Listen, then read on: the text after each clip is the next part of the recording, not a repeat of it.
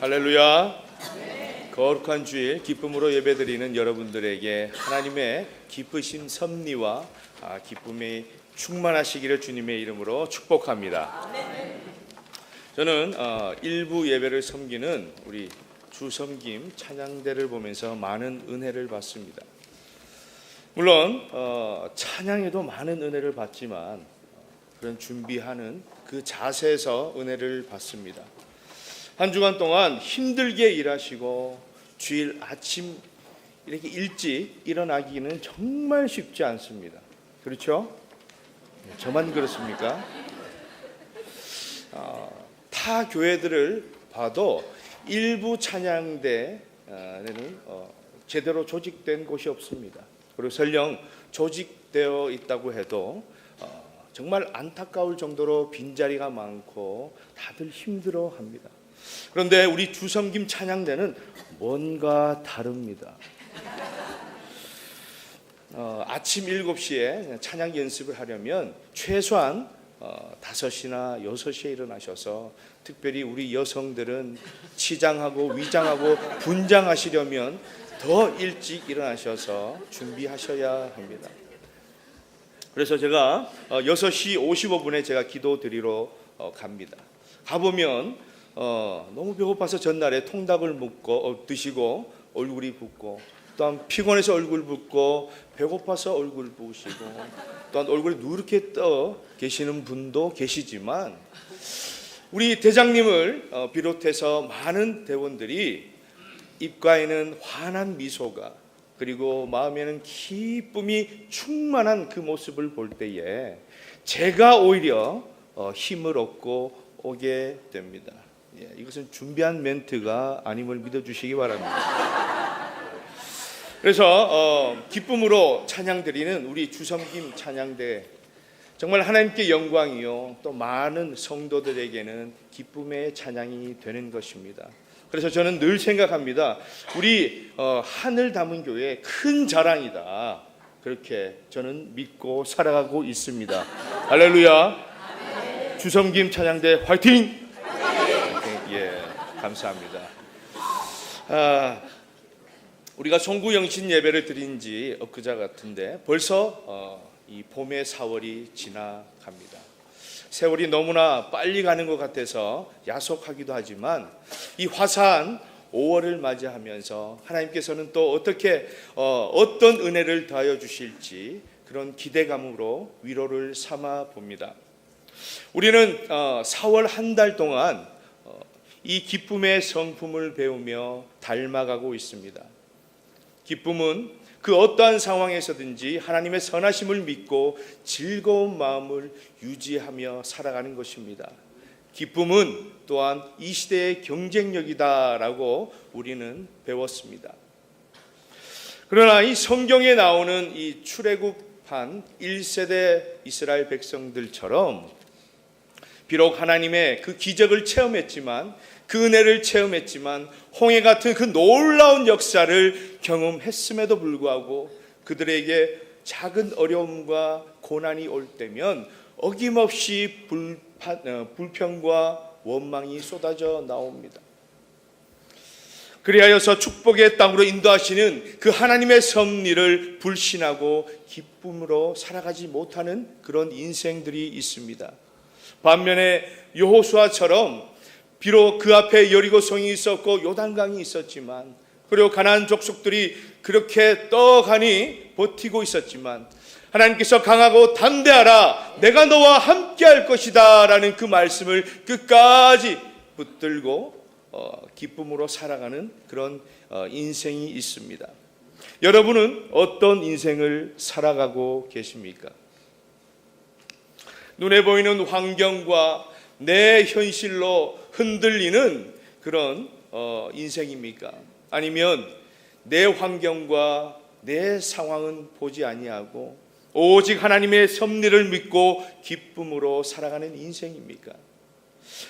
사도 바울도 복음을 전하면서 온갖 죽을 뻔한 위기와 고비와 어려움을 만났습니다. 그럼에도 불구하고 그 복음 전파를 포기하지 않았던 것은 기쁘신 그 하나님의 섭리를 믿은 기쁨이 있었기 때문입니다. 여러분, 하나님의 섭리가 무엇입니까? 사전적으로는 하나님이 다스리신다, 통치하신다라는 뜻입니다. 장로교 신앙 고백서인 웨스트민스터 소요의 문답 11문답에는 하나님의 섭리는 완전한 거룩함과 지혜와 권능으로서 모든 피조물과 그 모든 행동을 보존하시며 통치하시는 일이다라고 기록되어 있습니다.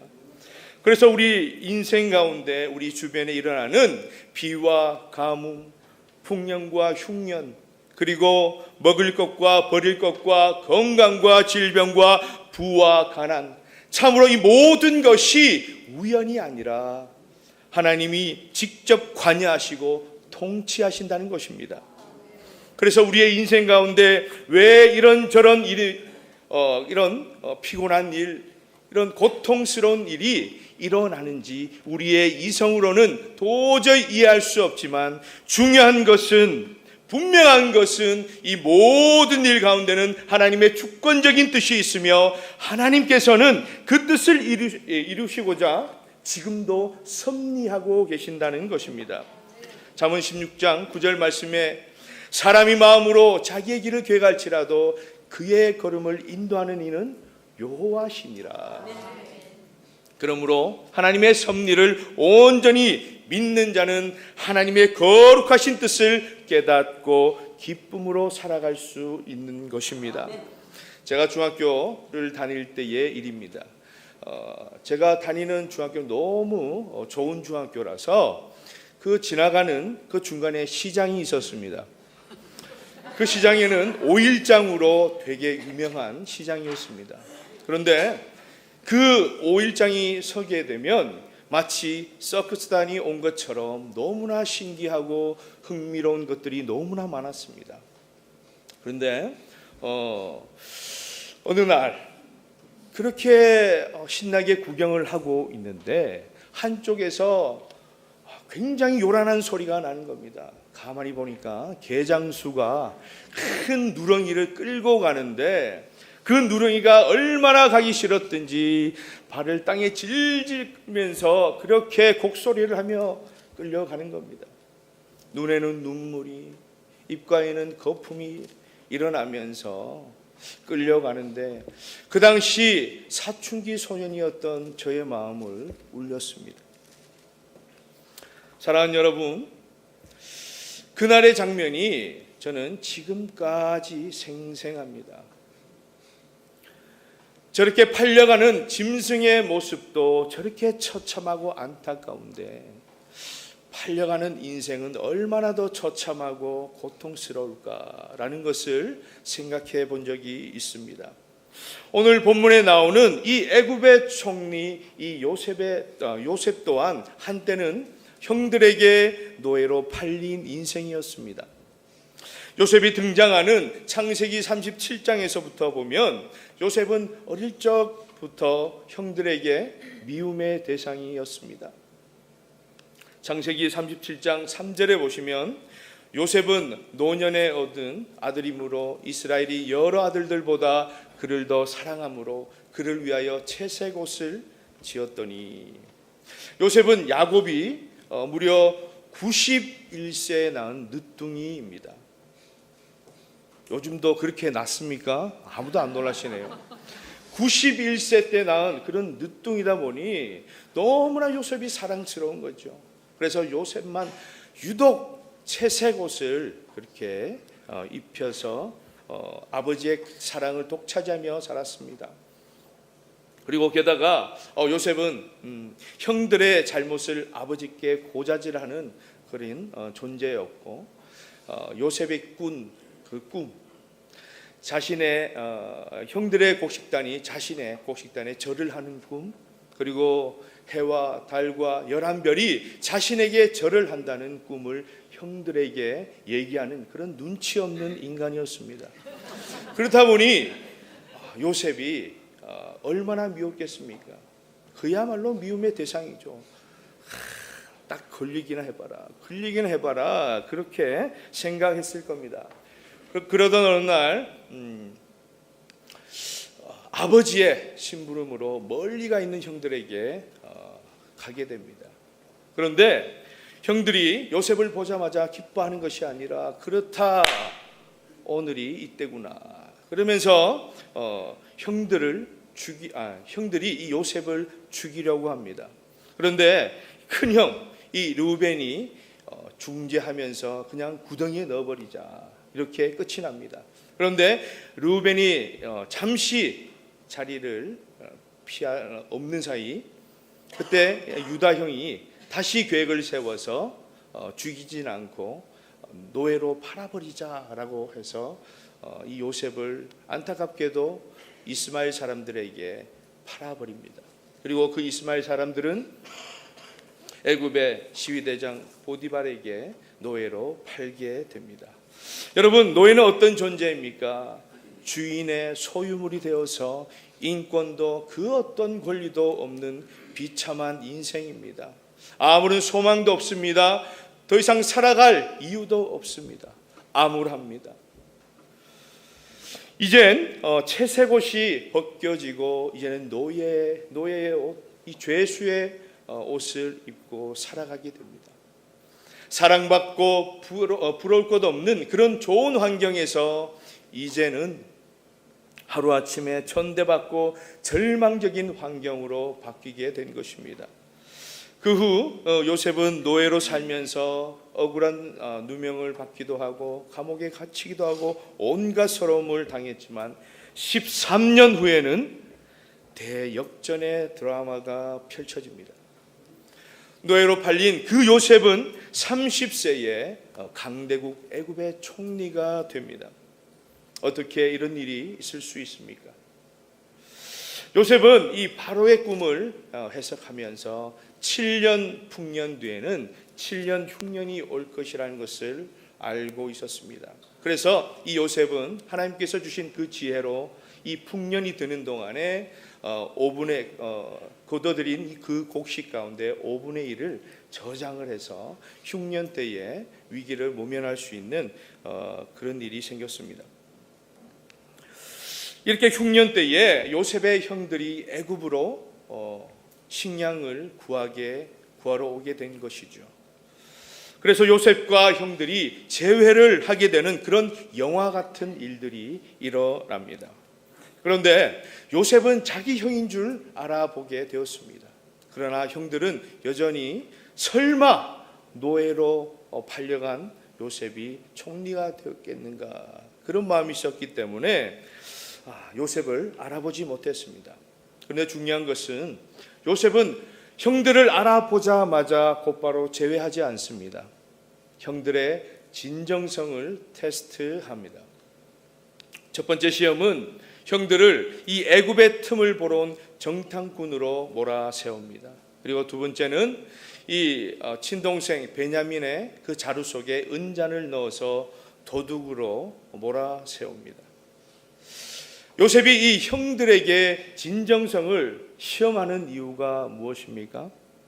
그것은 형들이 과거에 요셉 자신을 은 20에 팔았던 그 죄악에 대해서 진실한 회개를 하게 하려고 했던 것입니다. 만약 이런 절차가 생략된다면 재회를 하더라도 이 형들의 마음속에는 항상 죄책감이 남아서 사랑하는 요셉, 사랑하는 이 친동생과의 그런 진실한 교제를 나눌 수 없기 때문입니다. 오늘날 저와 여러분도 하나님과의 그 관계도 마찬가지입니다. 우리가 하나님께 진실한 그런 회개가 없다면 우리는 하나님과의 그런 관계가 회복될 수 없는 것이지요. 그래서 이런 모든 시험을 통해서 형들의 진정성을 알게 됩니다. 그리고 이제 자신의 정체를 서서히 밝힙니다. 오늘 본문 1절입니다. 요셉이 시종하는 자들 앞에서 그 정을 억제하지 못하여 소리질러 모든 사람을 자기에게서 물러가라 하고 그 형들에게 자기를 알리니 그때에 그와 함께한 다른 사람이 없었더라.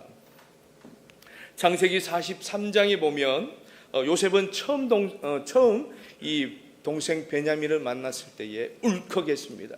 그래서 겨우 달래고 다른 방에 가서 실컷 울고 얼굴을 씻고 정작 이제 형들 앞에서는 태연한 척했습니다. 그렇게 참아왔다는 것이죠. 그런데 이제는 더 이상 그의 감정을 억제할 수가 없어서 다 물러가라라고 했던 것입니다. 그의 형제들만 남겨두고 다른 사람을 다 물러가게 했던 이유는 이렇습니다. 혹시나 다른 애굽 사람들이 비극적인 그 가족사를 알게 될 경우, 여러분 생각해 보십시오. 우리 총리를 그것도 사랑하는 형들이 어릴 적에 노예로 팔았다는 그 사실을 알게 될 때 아무리 요셉의 형들이지만 이 애굽 신하들이 가만히 있겠습니까? 무시하고 해코지를 할 수 있고 또한 함부로 대할 수 있기 때문에 그러한 행동을 하지 못하도록 하기 위한 그런 자상한 배려심입니다.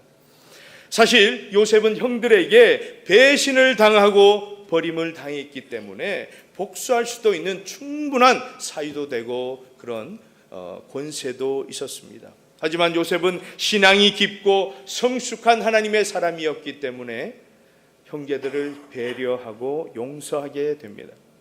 2절입니다. 요셉이 큰 소리로 우니 애굽 사람에게 들리며 바로의 궁중에 들리더라.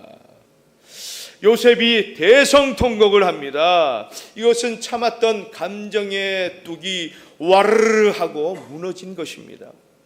그런데요, 요셉의 흘린 눈물은 유년 시절 아버지께 사랑받았고 또한 형들에게 미움을 받아 노예로 팔려가서 서럽고 힘들었고 어렵고 외로웠던 그 시절을 생각하며 억울하게 생각하는 그 원통함의 눈물이 아닙니다. 그것은 오히려 지금껏 하나님의 뜻을 깨닫지 못하고 인간의 욕망으로 살아온 그 형들이 이제서야 자신들의 잘못을 깨닫고 변화된 사실에 대해서 대한 그런 감사와 용서와 기쁨의 눈물이었다는 겁니다. 이것을 통해서 지난 13년 동안 요셉이 얼마나 성숙한 인격을 갖추었는지 우리는 알 수 있습니다. 사랑하는 여러분, 성숙한 믿음은 이런 성숙한 인격을 동반하게 됩니다. 그래서 요셉에게 13년의 긴 세월은 고통의 세월이 아니었습니다. 절망의 세월이 아니었습니다. 하나님께 성숙한 믿음으로 변화되는 연단의 시간이었다는 겁니다. 3절, 4절 말씀입니다. 요셉이 그 형들에게 이르되 나는 요셉이라 내 아버지께서 아직 살아계시니까. 형들이 그 앞에서 놀라서 대답하지 못하더라. 요셉이 형들에게 이르되 내게로 가까이 오소서. 그들이 가까이 가니 이르되 나는 당신들의 아우 요셉이니 당신들이 애굽의 판자라. 그 당시 천하제일의 애굽의 총리가 바로 형들이 팔았던 바로 요셉이라고 말합니다. 여러분, 이렇게 말한 이유는 형들의 마음을 아프게 하는 것이 아니라, 형들 마음을 좀 쿡쿡 찔러서 깨달으라 라는 것이 아니라, 당신들이 팔았던 그 노예, 당신들이 팔았던 그 요셉이 이제는 애굽 총리 요셉이라는 것을 설명해 주기 위한 것이죠. 이렇게 쉽게 믿을 수가 있겠습니까? 그래서 나는 당신들이 애굽의 판자라고 그렇게 얘기한 것입니다. 그런데 그 말을 듣고 형들의 심정이 어떠했겠습니까? 소름. 이게 무슨 일인가? 이게 정말 우리가 팔았던 그 동생 요셉이란 말인가? 다시 만난 친동생이었지만 반가운 것도 잠시였고 두려운 마음이 들었을 겁니다. 이제 죽었구나. 우린 이제 끝이 났다. 그런 걱정으로, 그런 근심으로 두려움에 들었다는 겁니다. 그래서 요셉이 아버지의 생사를 물어보았지만 형들은 멍하게 아무 대답도 못한 겁니다. 이때 요셉은 형들을 안심시키고 놀라운 고백을 합니다. 5절과 7절 말씀입니다. 당신들이 나를 이곳에 팔았다고 해서 근심하지 마소서, 한탄하지 마소서. 하나님이 생명을 구원하시려고 나를 당신들보다 먼저 보내셨나이다. 하나님이 큰 구원으로 당신들의 생명을 보존하고 당신들의 우선을 세상에 두시려고 나를 당신들보다 먼저 보내셨나니. 이 말씀은 비록 형들이 시기와 질투심에서 자신을 노예로 팔았지만 이제 애굽에서 강력한 권력을 가진 그런 총리가 되었다고 해서 죽을 죄를 지은 거라고 스스로 비관하지 마십시오. 하나님께서 나를 먼저 보내신 것은 놀라운 축복의 일, 즉 우리 야곱 가족을 흉년과 기근으로부터 살리기 위함입니다 라는 하나님의 섭리를 믿는 요셉의 놀라운 신앙의 고백이었습니다. 저는 이런 요셉의 그런 암울하고 처참한 인생을 보면서 그럼에도 불구하고 하나님의 섭리를 온전하게 믿는 그의 신앙을 보면서 한 사람이 생각이 났습니다. 여러분도 잘 아실 겁니다. 지선아 사랑해의 저자 이지선 씨입니다. 지금은 한동대 사회복지학과로 학과 교수로 재직 중에 있습니다. 이지선 씨는 18년 전에 대학 졸업을 앞두고 음주 운전자의 교통사고로 인해서 전신 55%가 화상 3도를 입어서 40차례가 넘는 그런 수술을 받았습니다. 위에 사진을 보시면 전과 후입니다. 저 이쁜 사진은 바로 졸업 사진이었죠. 그렇게 고통스러운 수술을 40여 차례 이상을 받았지만 원래 모습으로 돌아올 수는 없었습니다. 자신의 모습을 본 사람들은 항상 수군대기 시작했고 마치 괴물을 보는 듯한 그런 눈빛이었습니다. 어떤 사람은 차라리 죽는 게 낫지 않겠느냐라고 말하는 사람도 있었습니다. 화상으로 온몸이 녹고 얼굴이 일그러지고 손가락이 잘려나갈 때에 그의 마음은 이미 다 녹아 없어졌습니다. 얼마나 지옥 같았을까요? 살아도 산 게 아니고 그 고통은 이루 말할 수 없고 남몰래 흘린 그 눈물은 이미 강을 이루었습니다. 이지선 씨가 하나님을 원망하고 그렇게 산들 누가 그녀에게 손가락질을 할 수 있겠습니까? 하지만 그녀는 그 후 세월이 흘러서 자신이 생일이 2개라고 할 정도로 또한 그렇게 많은 사람들에게 자신의 삶을 소개하고 하나님을 증거하는 그런 사역을 했습니다. 그래서 절망중에 있는 많은 사람들에게 도전을 주고 은혜를 끼치고 있습니다. 그가 간증한 것 중에 이런 말이 기억납니다. 저는 예전으로 돌아가고 싶지 않습니다. 지금이 가장 행복합니다. 숨 쉬는 것만으로 감사합니다. 그녀는 분명 그 누구보다도 고통스럽고 절망적인 인생이었습니다. 그러나 지금은 그 누구보다도 유쾌하고 건강한 신앙을 가지고 살아가고 있다는 것입니다. 그런데 어떻게 이런 모습으로 달라질 수가 있습니까? 그녀는 사고를 당해서 고통당하는 그 순간 그 모든 것도 하나님의 기쁘신 섭리가 있다는 것을 온전히 믿었기 때문입니다. 그래서 기쁨으로 살아갈 수 있는 것이죠. 오늘 본문의 주인공인 이 요셉 또한 마찬가지로 하나님의 섭리를 온전히 믿은 인생이었기 때문에 이제 8절에서 요셉의 위대한 신앙을 말할 수 있는 것입니다. 본문 8절입니다. 그런즉 나를 이리로 보낸 이는 당신들이 아니요 하나님이시라. 하나님이 나를 바로에게 아버지로 삼으시고 그 온 집의 주로 삼으시며 애굽 온 땅의 통치자로 삼으셨나이다.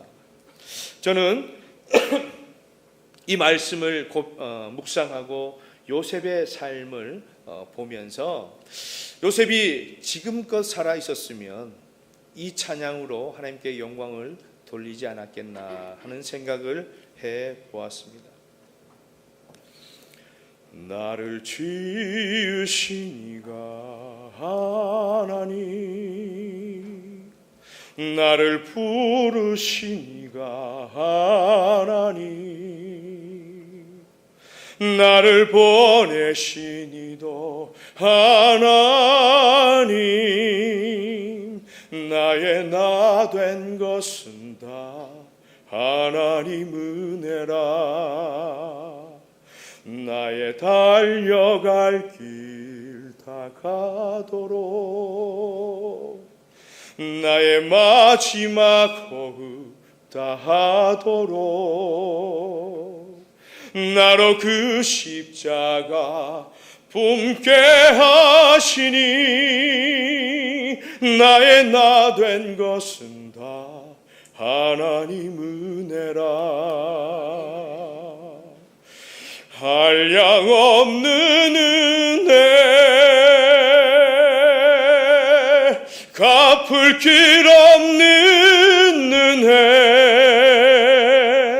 내 삶을 내와 사는 하나님의 은혜, 나 주저함 없이 그 땅을 밟음도 나를 붙드시는 하나님의 은혜, 나를 붙드시는 하나님의 은혜. 아멘. 요셉은 왜 하나님이 자기를 불행한 인생으로 이끄시고 고통을 당하게 하시는지 그의 이성으로는 도저히 이해할 수 없지만, 요셉이 철저하게 믿은 그 한 가지가 무엇입니까? 하나님께서 자기를 향한 그 선하신 뜻을 가지고 과거에도 지금 이 순간도 미래에도 나를 다스리시고 역사하신다는 그 하나님의 섭리를 믿었다는 것입니다. 그래서 나를 이리로 보낸 자는 당신들이 아니라 하나님이시라.